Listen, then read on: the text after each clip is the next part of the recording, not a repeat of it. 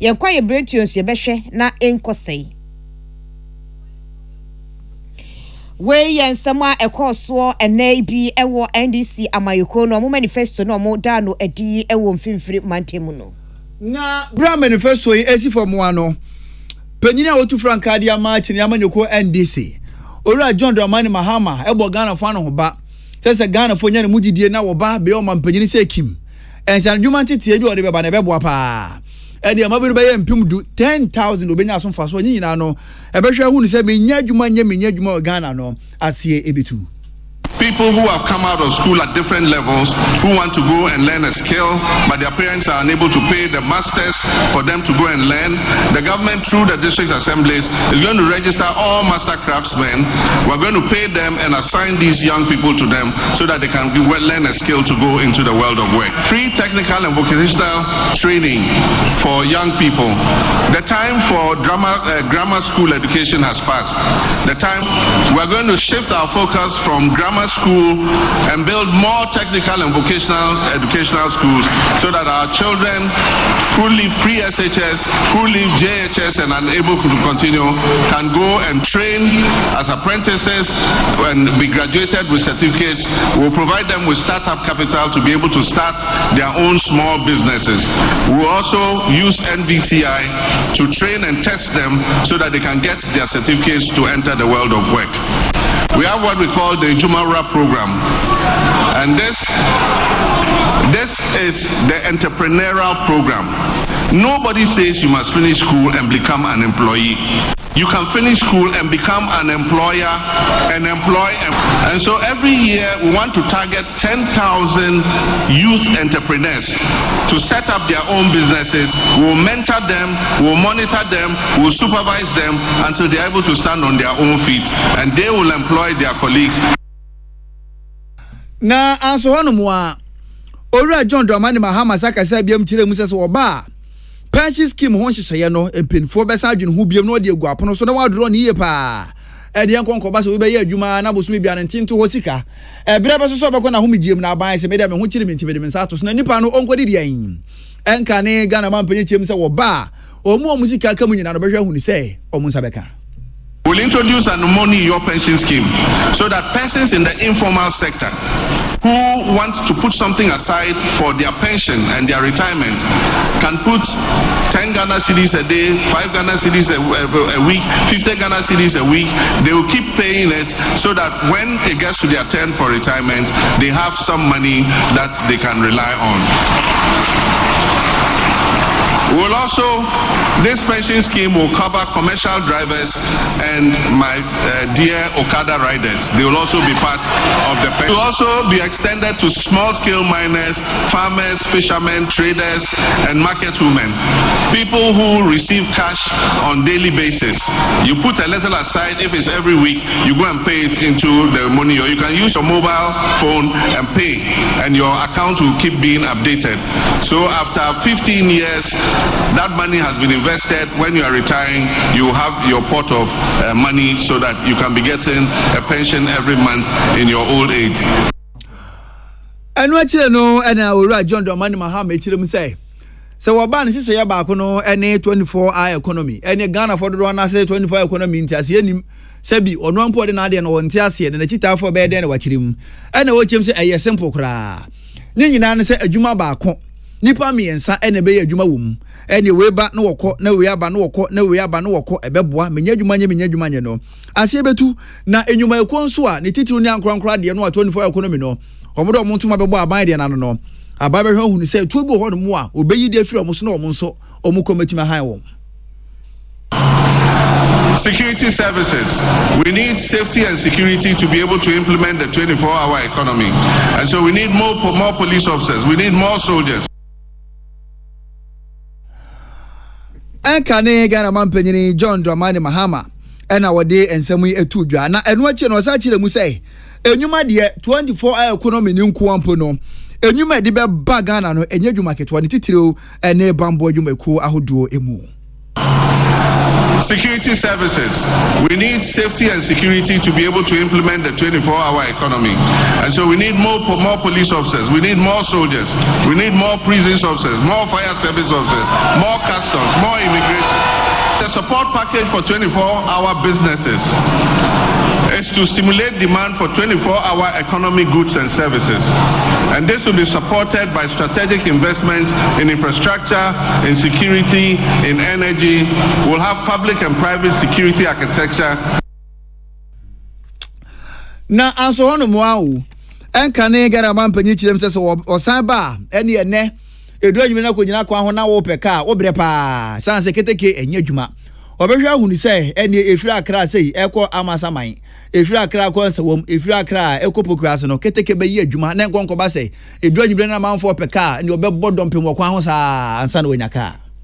We have paid lip service to building railways for a long time, and this time we want to make a move on it. It's going to be done by build, operate, and transfer. Because we've been shut out of the international credit market, there's no way we can go on the capital market and borrow to build railway lines. We're going to offer an expression of interest, transparent, to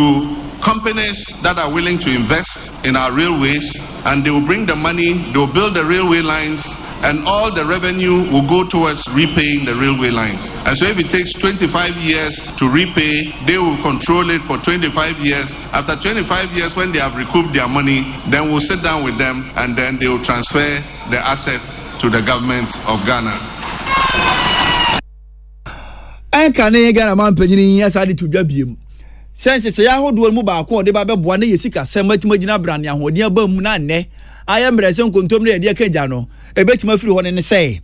woni abnrofo adwumaku ahodo beto kese ene na aboa Ghana cedi no ebi ko no na dollar ni bi nso ba na aboa cedi na ahode bebam menyadwuma nso no eno so krampo betimi aboa ameso ate. We'll work with the private sector to make Ghana the hub for pharmaceutical production. I've announced this already. We want our pharmaceutical industry to export drugs to all other African countries and other places. We'll develop an integrated aluminium industry for industrialization. We'll invest in the production of plastics, fertilizers, and other synthetic materials here. Expansion of the automotive and vehicle assembly sector. With this one, government is going, if we budget to buy vehicles,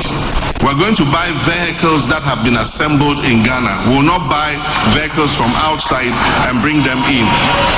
So all those who have set up automotive assembly plants here, if government needs vehicles every year, we're going to buy those vehicles from them, not from outside.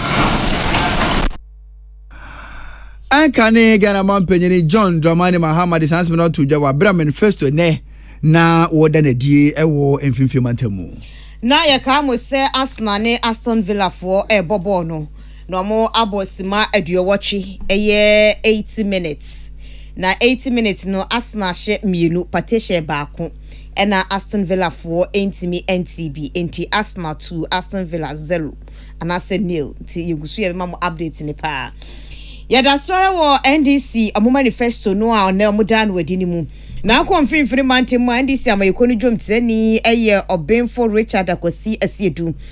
Kofi asiedu na aja asiedu akasa na kasaye mu no wo kire mu ese NPP fo dwumadi ombedi Ghana nyina faso bi ani so ma Ghana fo ye brehuna manepa na se NDC enyaba de ombe ye niema nyina kama pa ma setene mu ayeyie na de omode esi omani so mfimfiri mantemu ene se ombe ye adwuma anopawiane anajo ahwe se enkunwa wo mrahye bedwam ni nyina beba be ye NDC fo edia na se be ye NDC fo so dia wombe bomode de ne mapagu akwemu age Ghana afri ohia ene kwankomu.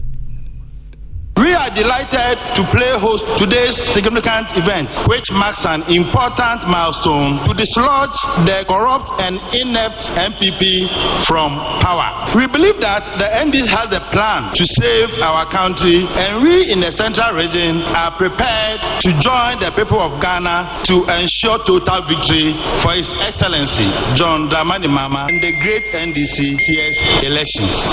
As I've had occasion to say many times, We in the NDC in the region are working around the clock to secure 7 more parliamentary seats to bring to 20 the number of seats in the NDC in the central region. Obenfo Richard Kofi Asiedu na ye NDC amayekonu dwomtani ewo mfimfiri mantemu na NDC 2024 manifesto committee no omudwomtani Obenfo Kweku Dansobuafo enso kasai.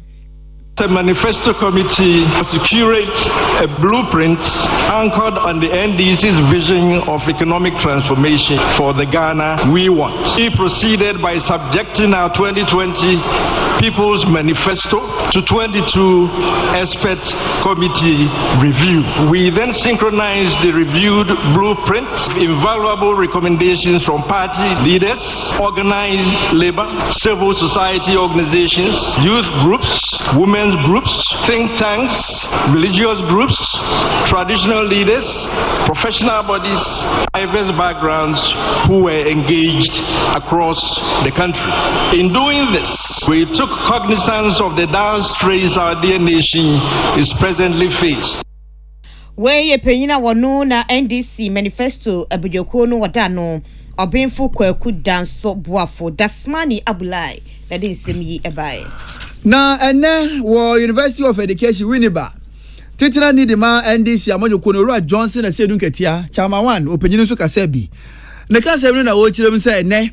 every say MPP betina Ghana be dwa so mfinsia polepole ngwatwinie ohanko a ena MPP yede Ghana fo komu ene MPP fo a kire Ghana fo makopo pa na ne ye ne se makompo ya ne mu ena abo bi so ne debate enu ti na Ghana fo man mu yeda so timu onya san kasa bredi e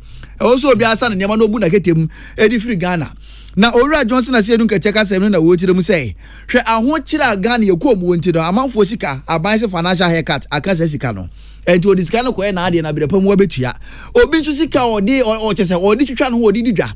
o say a debt restructuring program Owura Johnson na Sedun Ketia chim se we nyina kire mu se Ghana o hawa ye ko mu no na enya ho kirewa na afenso so no ansa na NDC obeda ne Ghana bedwa kese no dia ma NPP no na dum so wahwa to so from media free Ghana NPP hu Ghana so hwenti dum so wasa kwakofa e da ba be sen Ghana fo ko mu biem na opanyini kire mu sei wo hwe modern bo a NDC abo na wo hwe senia MPP waba na wama Ghana enema city san na chia na te se dia dance ye MPP o madi Ghana hwamo na ne atwa no nsuru mu kwa ne galamsey no eni asase ye funtum ni se yi eni kwaye na ye bumu nnua enso nyina ye ko se NDC bo behwa hu ni se ensase ye MPP bresu ya se no wo behwe na nyina no asa ye kama bi 17, Ghana has seen the most ignoble degeneration in all areas of our national life. Our economy has collapsed to the extent that we now have introduced new fanciful terms such as haircuts and domestic debt exchange into our economic management lexicon. For the first time in our history, pensioners who toil to serve our country and are entitled to a quiet retirement have had to picket at the Ministry of Finance to demand their hard-earned savings which they had invested in government bounty. Our present government has introduced a plethora of taxes that have visited excruciating hardship and a debilitating impact on our living conditions. Our infrastructure has broken down and many of our roads have been left in a bad state. Our hospitals have been neglected. Our educational system has been destroyed due to the tent approach to the implementation of the free senior high school education program. Na enu achire no na wo chire mu sei wo hwa the People's Manifesto ne esi form no ene hihye pa NDC odi akwa adwunwene mu na ba ebe bo ma Ghana ne mani adane pa Ghana fa pim nyina no e NDC fo nsam enu nti People's Manifesto ne esi form no odi ba na odi abedane ne mani e wo mai mu. In this manifesto, the National Democratic Congress has provided Ghanaians with clear, actionable, and concise solutions born out of our social democratic ideals to address the many problems this country faces today. Our policy of the 24-hour economy has been clearly stated in simple terms to enable everybody to understand and associate with, except those who intentionally refuse to understand. Johnson Esiedu Enketia Titina ni de ma NDC amonyuku no na wode ensamu yi atu dwane ka sa chire nchochorofo e de ma ikono ru afifi kwete enso kasa ya wo chire mu sei wo hwe se ne a NDC osiche chire Ghana pa kama no wodane ye e de ma MPP na ne MPP asai Ghana sei ya aya no odi ho yawo eni se MPP ni bitimi ka sei Ghana ne emekoyi enti yensa nto oba no mumbreki 8 na chese sebi nipa no kra no wonju ne Ghana ho no wode to Ghana fu anim se kwatere kwa oso be ma wontuma na watie didin. Over the last 8 years, what we have seen has been a systematic degradation of our nation. A nation that was on a cusp of transformation has systematically been brought to a level where today hope is gone and opportunities for our young people have virtually vanished. Now, but before I go into the nation that was left for our friends when they took over in 2017, we need to be careful that the competition for power should never become a simple competition between who can promise more. Because if it's an issue of promising, we know we in the NDC we can never match our friends in the NPP. Because unfortunately their belief is that to win power, you simply need to say anything. Chochorofo edema NDC amonyuku no ru afifi kwete ena wode ensamu itu dwa enne our University of Education we ne ba wa bra wa manifesto edin wode to so ne purpose manifesto na woda na die sika ayim ene Portia Mensa Bunsu ene bobo maniboya no a wode ebesomo yen ye be kwa homa no so na ye ne Fifi Davis atwetwe enkomo Fifi otimenka memo adwomo akwa aba Mimi amejo so Fifi boye nchiremu anwumre sepotin na ehotie yo medasiba papa enyimbre iba fitiriabre etumu de eko winiba yakọ ho no na chese kuro no ewo so papa doma wo be se winiba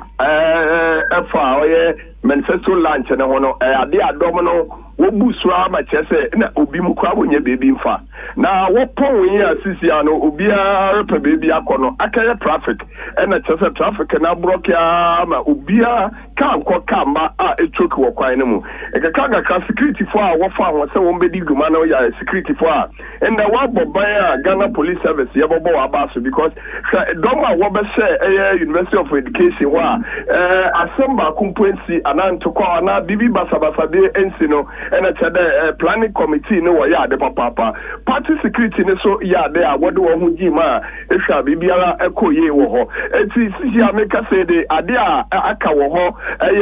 dom na wo ba na traffic a block a chese ebi ko bi mba no ena yego so kakaka wadanda ne de beko ekofo wo fi etichiri na de bae no etum de ena pressure aba wo so kaka because dom no bebre ena obiara se obopue manifesto launch ne ye jumedi bia the way I watch team what they we want a part no organizers no we ma bibiara kosu so far they bibi boni biara enye ho ma esi wo wini ba ho na mbom no ayem sisi kaka na ba wini ba the way wo be she wo be 1 week ya wo so wini ba kaka no na chese ayem sisi kaka na abama yen wo party fofora wo ho na wakom to because na wini ba de enyim da wini ba o to me mba na because mbra what be say adena sena na chairman ne boys bi pue enti na wonim say domine ne mba na de we are winning back room ISS ya no na chese tumi da ma na wo kede wo be ye bia anye dwuma winning back for woje ade ne tuma nkasa wo nyina wo de wo hu hyema nyama akoyi enti se zi ade ye nyina ye porkwan ya ebedua so a traffic ne be kofo ma ye pue na ye tum akobe bia ye fifi ya de bae Fifi answer na be kono manifesto na sifo ma wie wadi ho koma wie na adehia no enema no ohwe animu won saka anase no ohwe ba ku mienu bi animu a empenifo di ho komo e wo manifesto yi mu So far the manifesto no to form na tumi da obia nsama what kind of manifesto no no obia na kuma Tony because today me nyina ye nim Ghana hashipa aba na da me nsam ya baba nkofo a me hu there na woji we nipa ye nursing training sa one wo ba ho ma wo ba ye wo ba hwe dwumede ne bi no tumi da we ni ajepa teacher fo a wo ba na nanom na hemfa wo ba nyina tumi da obia boni chance a weso manifesto so no mona ya bompa say 20 December 2024 no what the manifesto no be gina so na what ato aba eno na ya hwe ti ye nyina ye bedu December 7th no ena ye be hu say manifesto no waje atum another one gentum o ene wadwuma pa Fifi Davis that's minia Fifi de amano boy efirifin bantamu ena ye beso ye mfa ko NDC manifesto odana die Mechira University of Education wo Winneba ena se Fifi anopamu wagina mu a na chese manifesto yi wadi hon komawie na chese wabonye nyina ne tofa de asomye yi Asante mantem NDC amayiko ne de nkrata aba abonten wo mu ensem nada ne se ensem bi ni na mframa mu se Alhaji Muntari Alasan a wono na Ashanti Region wo ye KDS chairman no wone ne pamfo anasa executive ni nyina afri NDC mu Edwa Montuma akobo MPP ano ebra amuni chema wuntumi enya nketa ho ene na NDC fo sesa ensem no enye nokre na ba Asante Mantema KDS no omudwom tinani no eye comrade na krobia Bismarck ena baabi omubo odi se kwabri east wono no won so no KDS no omo chairman no eye comrade osei ajeman enti Alhaji Muntari Alasa yo waboni dindie omunim ni baabia na edini krampo no mu enteda eye wanwapa na ye MPP fo na ahyeda epeso mutu mfuturo gu Ghana fo nie na mo ekyerkyerese se o ena NDC ni krampo agija ena nkrofo firi mu ebei enti Ghana fo ma monto abama NDC national nyina no eye bosiremu ka eni nyina so bia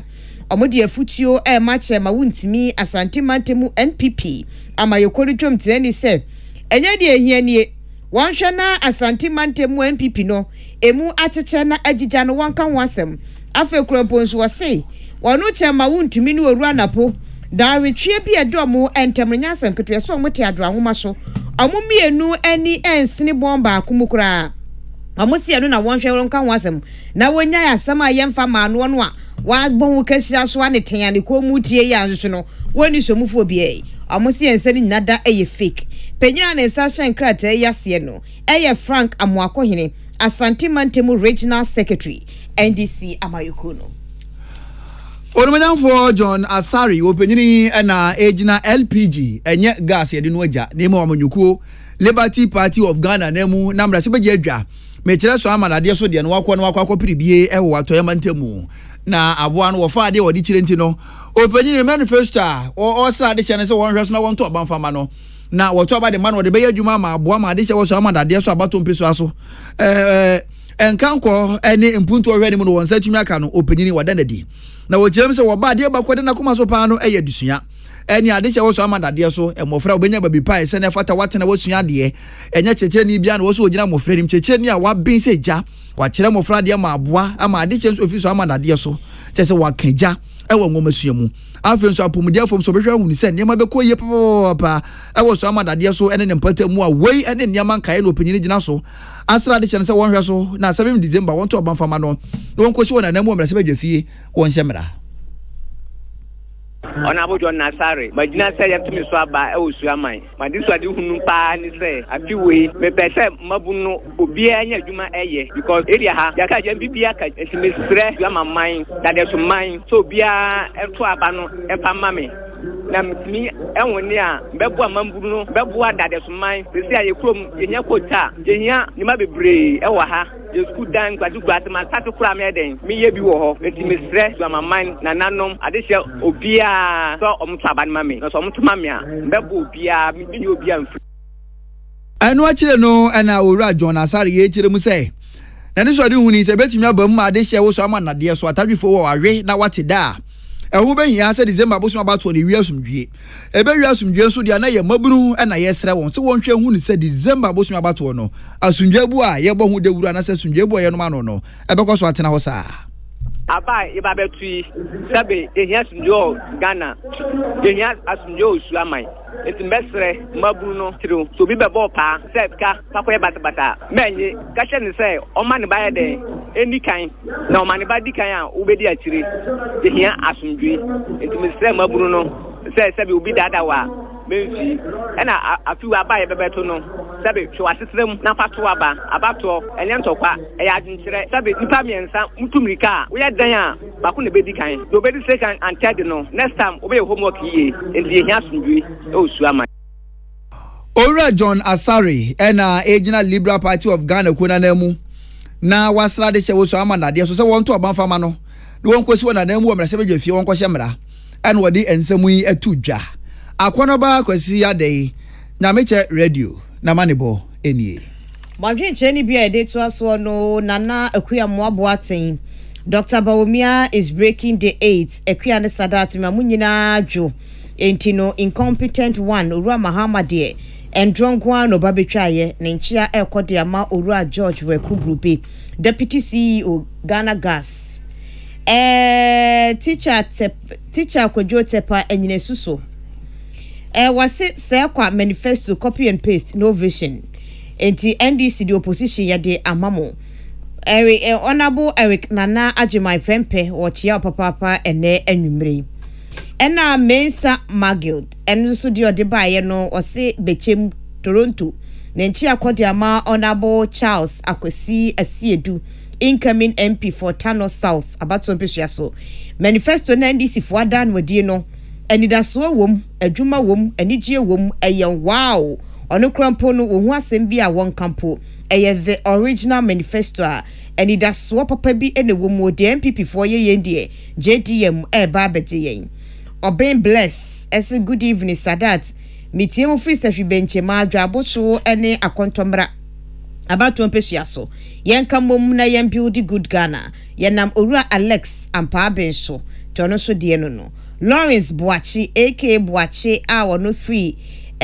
asoye kwanta Unity Oil Filling Station NDC manifesto no eye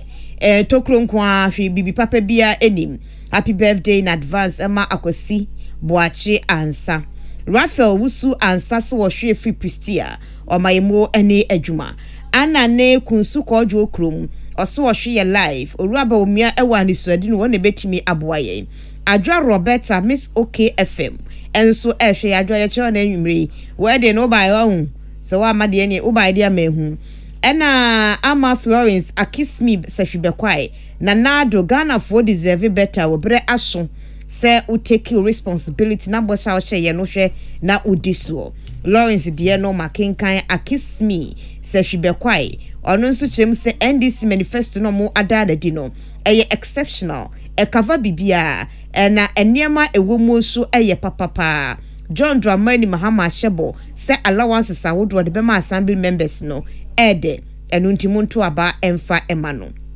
Fantastic Wilberforce says so or say the most interesting path I will NDC manifesto ni muno and it said the next NDC government ebeshe so bai sikasembe koye na bibia koso appointees no 121 days na say omu ye nieme nyina nti onso dia wode ebaye eno no makinkan ye home emrazisi ya eba kase bono ye betwa so ede amamo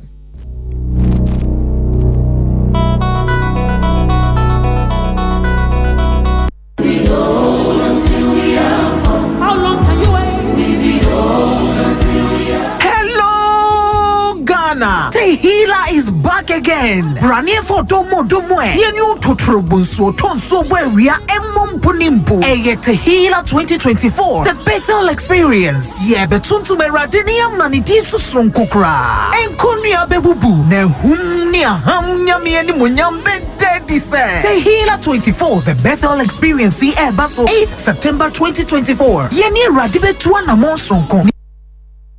Tune it in, turn it up, Peace FM, and rip off the knob. Jema ya hu akwa ba fe yeto akase bono eso. Na watwi mu Ghana mampanyi na nadu danko akufu ado kasaye. Na nkasaye mu onu no de tudwa chem se wono ni nipa obetimi edi Dr. Mahmoud Bawumia ho adanse efrise wasom no wakwanpa so aboa magana tumpon papa. Odensen we nyina tudwa ebra na NPP edo manifesto no edi ewo sekendi takrade. I don't think there's anybody in this country better placed to testify about the capacity of our presidential ticket than me, Nanado Dankwa Akufo-Addo. We Ghana mampanyi Nana Addo Dankwa Akufo-Addo appear Dankwa Rock FM na din sim we fra to ye manti mu ba na watwi. Beya breka kranie ana senate honsem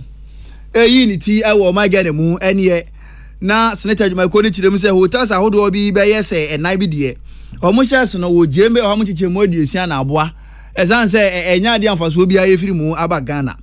na ensem sori ya na Ghana for sori to susa pa chirem se de bi Ghana japade ye ntimi hwe na enkodidi nipa bi nsem saa na omampanyine na wotwi mu kasa fa ho a wo chirem se san koma sori ye na Ghana for so motutu ni sere na abasa na sebi na amfaso bi ani so. Take note in particular of the improved performance of SNIT, which recently announced a surplus of 230 million cedis on its operations. This should be reassuring to organized labor and perhaps bring into sharper relief the unnecessary controversy that was recently generated by SNIT's efforts to offload. Ghana mampanyi Nana Addo Dankwa Akufo-Addo na watwi mu wode ensem sei etudwa. Omampanyi Akufo-Addo na watwi wode tudwa echirechire mu ewo Jomoro eye na wole. Se no di opanyina ne se Ghana efie bia mu no ebenya ahoodenie a eye papa ne bo no dafom ne ebetini de ye ho atoso abere bia mu a enkofo hawo ene ye nie emra atenaye so a yebenya good energy ne de aye yenwuma. Odensen we to dwa brode asobo fomu a ye ba besi petroleum hub ewo nawre a eno ewo Jomoro mensenim. Demonstrated our commitment to forging strategic partnership that will drive our energy sector forward. Today, as we gather to commence the implementation of this project, we take a bold step towards ensuring that all Ghanaian homes and industries have access to reliable, affordable, and environmentally sustainable energy. Ghana mampanyi Nana Addo Dankwa Akufo-Addo eneno.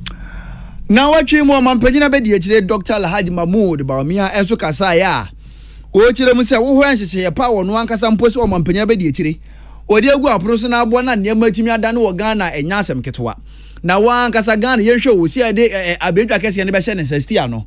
ba bi obetwi Ghana akono ene Ghana be de sabruchiri enti ogina so na wasere Ghana fo se mpenfo yi wonanim sese bibia koya wonya mampanyi di bira obedi wo Ghana no Ghana fo mbo mu nyina asulia na abedwa kese no yemfama no.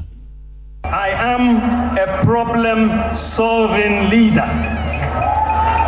In 7 years, I have, with the blessings of President Nana Akufo-Addo, led and championed initiatives to address some of the fundamental problems in the public service delivery. Penya otu franka edi ama wosono kokroko amanyuko NPP ya omampanyi na bedi ekire Dr. Alhaji Mahmoud Bawumia na wotwi mu wode ensem sei etudwa apia Dankwa Rock FM na manebo enono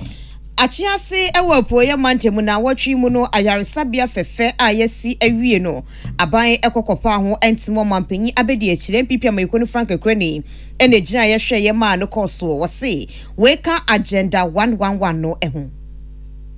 Yedi nchishebe bebre aba yese district bia yese omo hospital enyasa enti yedi agenda 111 aba 111 hospitals na yesi ebisi da wagana yeshe ase omo se 419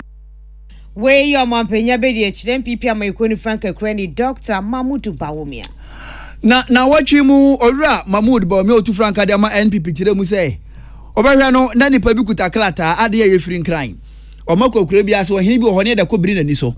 ekoto ofuma agudie bewi akire no ekura ekoto ofuma agudie wo so no ohia doko ne betese na ayi ni tu okurom ho ne no na Dr. Alhaji Mahmoud Bawumia na wotwim kasa ye kire mu se sɛ wo ba obehwa hu ni sɛ kuro bia etu ofuma gudie wo so no emfa so won so benya bi Pese bebe toa ejuma miura na na dodo kwa Akufo-Addo aye ama oman Ghana mesume ba nyame adom me di ihihye foforo bi me pese me de ba na no ohia mining areas bia to gold near the person the man license now they have to be part of the licensing process. Dr. Alhaji Mahmoud Bawumia Wotu Franka de ama NPP na nawatwem wode ensem sei atudwa wabra okopie mu ewe bokwa no fa abato mpesu aso Amapenya be de NPP amayekoni Franka krani na watwi wode tudwa kire mu ese omo enya hwe krompo wo Ghana ha sem no yede nto aso school aba ya hwe aboapa na santro aso school ni ntiama enei efie bia mu no akoda enya nimdie ewo enwumasua mu a eboa ne daachni kakane no na nka yekofa enkora ene omo betena nenso enei free seche sadaro maninti no ebi eni wosa school fees in the senior high school. And then Accra, housemaid, or school, housemaid in one schools. And then clear sectors of everyone. Wei eye Ghana mampenyi abedi echo MPP amayekoni Franka krani Dr. Mamudu Bawumia. Na penyini a wobo enkane Ghana mampenyi Owura John Dramani Mahama Chidom ene Professor Opoku Ajiman. Na watwi mo penyini kokopie mu ewo adwadifo na so ene omo etwetwe nkomo o malata. Na nkomatwetwe mu no ena wotirem se NPP amanyeko no mpanifo bo Ghana fa no ho ba se wo ba obesi sika krabia ede amama eye ma bank women's bank. Na wotirem se na ehihye ye be ni wono de ohunu se beboa. NDC anka say say wa ban mu aye ba wo so sa nipa no aye confuse wa ban no mu dada wo se wo ba wo free here na wo ba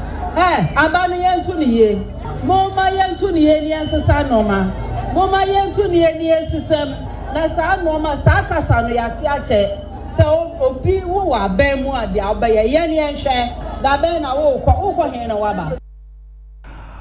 Professor Opoku Ajiman penyini ena yebo enka ne Ghana man penyini Owura John Dramani Mahama echi ede akọ December bosumi abatu eda Ghana anim no ena wode ensem itudwa wa bro ne adwadifo wo Mala market edi ehia Patricia Sefafisha na manebo eno no Obifu je na no Opoku Ajiman a wono ye chidom ni de ema omampenya be de omampenyi dada Owura John Dramani Mahama NDC amayekono na watwi wode tudwa chirechire mu ese eye ne depa Sir and some worker ade efa Women's Development Bank ne ho no Ghana ma age atumo no omanya entiase papa wo muo na omutu anamo oko apro ewa adwadi bia kosie bi mu etese malam odoko achimota domi ani nadawo enkraha abelkuma north ni oka akwe no ofozo so oko hobi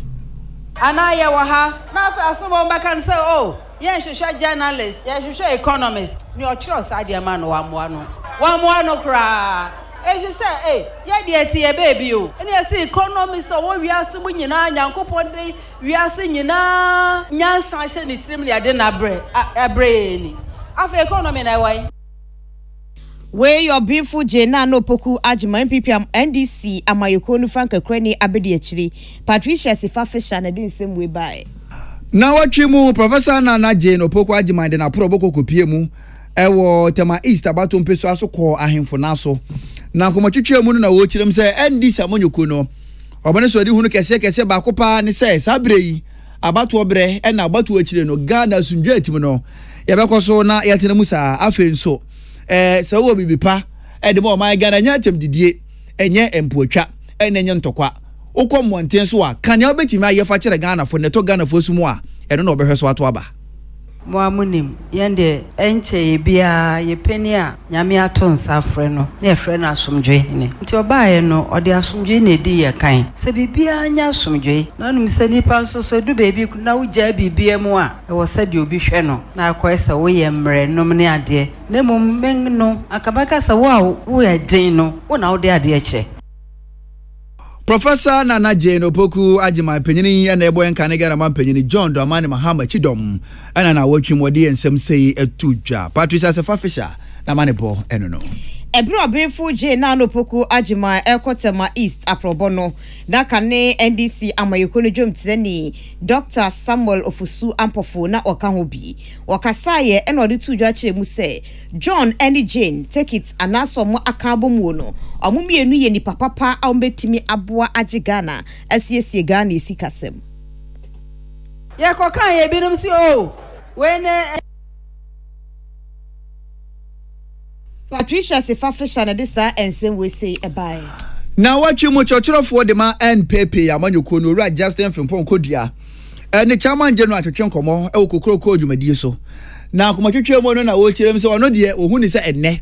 Manifesto NDC for dan adie no enye bibufuru bia. NPP for dia na wo twetwe mo dan adie no eno na NDC ko photocopy. Asa be bo hu de wuro de akere Ghana fo.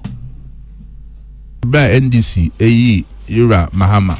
na ye Samuel May 2023 ana yesusu yi Ira Baumia November ebra Ira Baumia buy ya February ana the policy statement UPS or the beto Ghana for nyina anim obi a wo opposition party a o ka che Ghana for say wani abre say Ghana for nto abama o din hihye eba aban we adwuma wo ye enso ani amamwani nkoyi ka we expecting say as a NDC for my planning bibia ka manifesto no get come don di abakra ntem Ora Justin Frimpong Kodua itochorofo edema NDC ya NPP amanyoko no na wotwe mu ode ensem sei atudwa na etuo baako ewo Ghana hasi amanyofo ni sanepa yi levi no eni obia kasa na meba yi levi no betwam eno na Obinfo Godfrey Bokpin awo no professor of finance and economics ewo University of Ghana Business School edi atudwa chem say sa yi levi no eni gina bia ewo Ghana ha obibio babio mampanyi bi obetwam. Regardless of which party wins next year's election, e-levy will not have a future. So it's not only about Dr. Baumia who is talking about abolishing e-levy. The NDC is also talking about it. The independent candidates also have their own view. Regardless of which party wins 2024 election, I personally don't think that e-levy has a future in this country. Obinfo Godfrey Bokpin ono professor of finance and economics ewo University of Ghana Business School won na ya akone du ne din komo awia prem to breaker seboni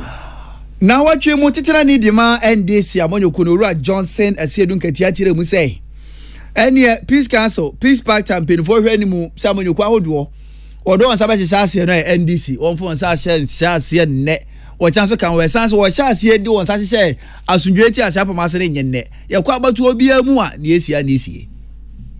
Ayawaso West was going to happen. There was a commission. There were recommendations. The recommendations have not been implemented so far. Condition number one is that let us see full implementation of the recommendations of Ayawaso West Wogon Commission of Inquiry, which was established by His Excellency Nana Addo Dankwa Akufo-Addo himself. Number two, we want to see initiation of prosecution in respect of the perpetrators of the killings in Techiman Saf, Ablikuma Central, Banda, and Odododio. Ora Johnson asiedu nkatia ne kase akire no. Ora Movi Mohammed bin Sali ejina Peace Council kona na muso kasae. Ne kase na wo chem sa sunje hu nsam de eni ya no fafasa na ye de bo asunje hu dewuro. Na watu hu na mo na Ghana fo hu ni sa ampa wonso akoma di akire. Enti se ndisi kase asunje nti asapa mo fo won san hyehase a yes, that is plausible. That is true. Because the one who will implement the thing, those who have that duty and the constitutional mandate to implement those things must sign that we will do this or do that. I would want to believe that certainly should be in line. You get me? But then if we even come to this, that itself will tell you that in the past agreements, a peace pact that we signed, this clause was not there. But there is always a time for everything. Ora Movi Mohammed bin Sali ena ejina Peace Council kona na mu ensemu yi na wotwi odi etudwa na asunjue hyehyɛ a NDC force omfo munsansha sifise dadade no a obi yamfomso de akropa yentia no nam so ema na wotwi yene Obinfo baako a wonimde ewo bambo mu Obinfo akwesi enin edi nkomo ena wokyire mu ese Trimupo ene botaya ya di Peace Council hyehyɛ no ebaye no asesese no eni hobiem. there are certain fundamentals that must be in place. And if the fundamental principles for signing a peace pact are not present, then it is worthless signing. It must be driven by basic notions of what must be in place. We obenfu kwesi enin wonimude bambom William Gentu na den same way by. Na watwe mu panyina wo hwe kire se kwankyerefo National Road Safety Authority engineer David Osafo Adonten kasa ikire mu se ohwe hwehwemu a National Road Safety Authority mpenfo de egu apono so a bribia Ghana ebekọ abatu anim no enkwanhia ekosoro pa na enye nkwanhia so sa keke nipa fom owu nsusu no aya na ekosoro enti washa se wo bo de wuro e de asere Ghana fo se yenhwe hu ni se kwan so nhyehyeye de be yadwuma afenso amonyoku awodo won fa afutuo ema woma na abatu odu se ya ka ba ko na chese yetimu yo na chese party ye gi ani sa behwe no nkofo makowu no yenhwe na yente so Edusa ebria ya yebeto aba ya na akwantu dos sa lord kwan no ye kan lord duduo no a beguso nipa duduo nso anso ba titio no politicians wo mkoyo mo campaign edusa rally ni campaign no so dia ni adaje enipuzo so wo mko ba ni e ba sa na ya na ahweyi ni ho ade de wo mo ni so no elections no na bi wa ha wo ko no open chamti oni speed mraso afenzo ba taking bi ensem fata no mo ye Kwankyerefo hwe kire National Road Safety Authority engineer David Osafo Adonten na wotwe mu wode ensem sei atudwa na wotwe mu Media Foundation for West Africa ne National Media Commission afesu Peace Council amo ene Ghana mpenifo ehyiehye mu nhyiamudie no eyafi abato na kokobo enomo esredi ama ensentwofo ene amanyofo nyina se asumdwenti yekogina baabi ne yekasa yanka ensama enchiniwom a eto ekumam a ebeboa ama entiase ayi adwuma Media Foundation for West Africa penyi a woda no Sulemana Braima ekasai abato ye dey nim no ifi se ade a ewose yin na ye keka ye na ye to adwen amanfo a wo mo asudie se wo bedi dwuma wa abato nim no wo mo nyina di wo dwuma se ne ye be ya wo kwan a befa so a basabasa bia ema amanyo call for ye political parties omo so wo asudie kese ne ye wo so wo ye se ebebo ama abato aye kwen no aye asudwe abato of course ye dwuma no ne edi kan se ne amanfo kan ye be ma amanfo ehu so bi ka bibi na enya na se ye de betu dwampo a wo se ye ma amanfo hu se ne nipa na kokana nye we ye penyina wono na Media Foundation for West Africa wadano Owura Sulemana Braima na watwe mu no dom kuma no friends ntwerefo nhyiamu na akachi nof mrase badwani worumunyanfo Peter no chukotoi ene gina wona mu ekasaye ne kasaye mu no ena wo kire mu sei wona wo bo schools wo Ghana ene enuane pen books na ekeka ho ena mpo tablet no ebesi na abantua wonka na wa hwe hu ni se obi di ni sika ahye adwuma bi mu sei na aban brebe so se obetua nipa ne kana atwentwe wo nase opese ogu nipa adwuma opanyini gina so wo sra aban se safo ni nyina na aban hwe na wontua wonka Ministry of Finance and the Ministry of Education should take up that payment. And we remember very well that Speaker wrote to the Minister for Finance to take up the payment for 900,000 tablets. And this has not been done. So our concern here is why is government refusing to pay for the tablets? I got enough. Mrase badwani orumunyanfo Peter Nochu ena na watwimu wode ensem sei etudwa 2024-2025 Cocoa Board for beto cocoa enunti Owura Joseph Boahin Edu awoye kwanchefo Cocoa Board ekon wada no wase omuhwe animu se afi no oman no ebetimi enya cocoa no eye metric tons no be 650,000 no mo ade ayedwuma wase be hyase ebo anase September da edikan na enya de se ombebo bosia ade atokoko afi guso ya toto niema se bibia tutu mu dia 1st of September BBA season no ye BBA season it means season be wie August 2025 and the 24-25 season no ye hwe nim se yanya koko kra no koko be 650,000 dia se yanya ahase no na ye nsusue e kire se nje bitmi yanya koko e bro 800,000 mpem ahamotwe nsusi a ye kase no pebra ne bi asiwo bono mem ena sefi nti no na ma yate so Cocoa board kwacha for Rua Joseph Boahin Edu and in Dasmani Abulai Samono. Now what you must offer that Pomodin aso ano Dr. Benadoko boy akasa ye tire mu say eba apomodian for mu a abani abrepa na hye pa ban de gu apono so asemoni asese ka kire bedema na ni so de hunu nyina ne say eni amfa ho ne ba bia gana ne ba bia hye otokuru mu apomodian pa ese ne fata no nsa beka na aboa na Ghana ene ma tima fa ne tuma podi fra apomodian fam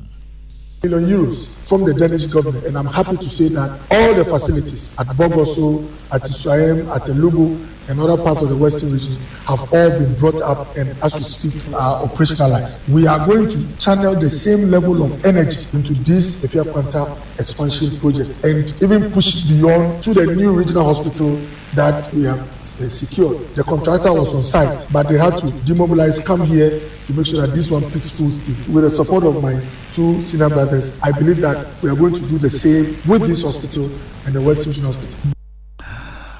Sabia ban ACA ewo Efia Kwanta ewo sekendi mesini mu ena Dr. Benadoko boy kokofwe mpempen so a Sabia no akwakoduru ena odi ensem sei etu dwa na wotwi mu ena opanyini odi ensem sei etu Ghana fo anim. Meka fodu pa ma sanu binenya pomodene fakulty anyarewa hudu nyina woni pedua nimu miaka sambi dia dance dia ma wana mesu kidney na na sa liver no wakoma no ana se wahera wano wani so esi wantan ibisi basa ontimi nsan pane akosho monka ne nka de esi apane so de ade sape hu hwe wi epo ne da se na ade asam mepacho num T74 tontina no so wakoma no bo poliperia na se epo hepatitis B ni C ne wo muo moja no sa aburo so na se so atie ntini masisi wa hu aya wanu bia na seta chechewa wodo na abo mo pepepepepe onenti be papai petontina nanom ne mamoja ni afusane ye esi kire no na aba omoja ni mu anase bema prostate no na aye kakra kapa honhono pa ani o ye nyatwo